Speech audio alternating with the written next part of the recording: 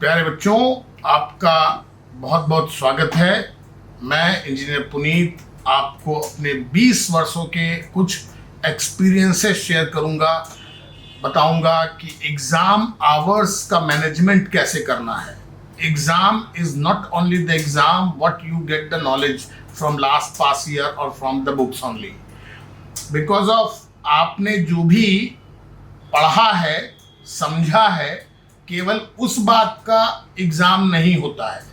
Exam पहला होता है टेम्परामेंट मैनेजमेंट का, फियर मैनेजमेंट का, और दूसरी चीज़ होती है टाइम मैनेजमेंट की।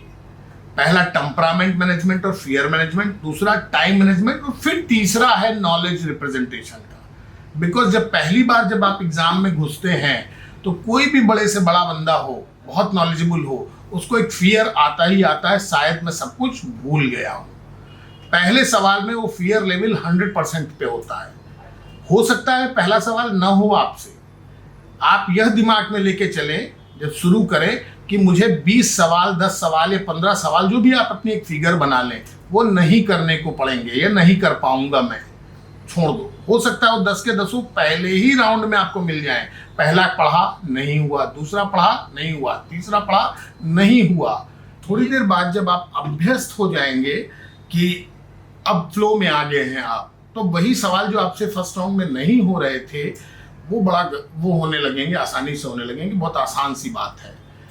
आपका इंपॉर्टेंस इस बात का होना चाहिए कि आपका टाइम मैनेजमेंट ऐसा हो कि आप किसी पेपर में कोई ऐसा सवाल तो नहीं छोड़ रहे हैं जो लगभग 70-80% बच्चे कर लेते हैं due to the time management. पता चला आप शुरू के 80, 90, 100, 120, 140 सवाल तक ही रह गए और अंतिम में 20 ऐसे सवाल थे, उनमें से 5 ऐसे सवाल थे जो वन लाइनर प्रॉब्लम थे और आप वहां पहुंच ही नहीं पाए।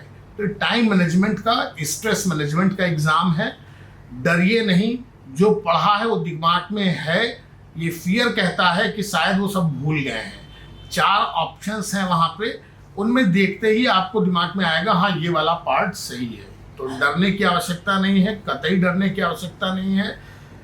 एक बच्चा था अंकुर राय, उसका AIEEE में ऑल इंडिया रैंक 68 था।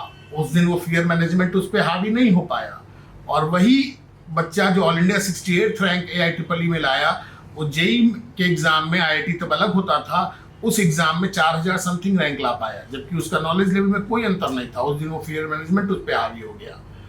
तो मेरा कहने का मतलब है, शुरू से ही आप ये ध्यान में रखें कि कुछ सवाल ऐसे हैं जो मैं छोड़ूंगा। अगर नहीं हो रहे, वो हो सकता है मेरे राउंड में मेरे को शुरू में ही मिल जाए। 20, 15, 10 सवाल को लेके चलिए, तो छोड़ने ही छोड़ने। ठीक है, इस तरह से चलिए, आप जरूर सफल होंगे, बेहतर करेंगे आप। धन्यवाद।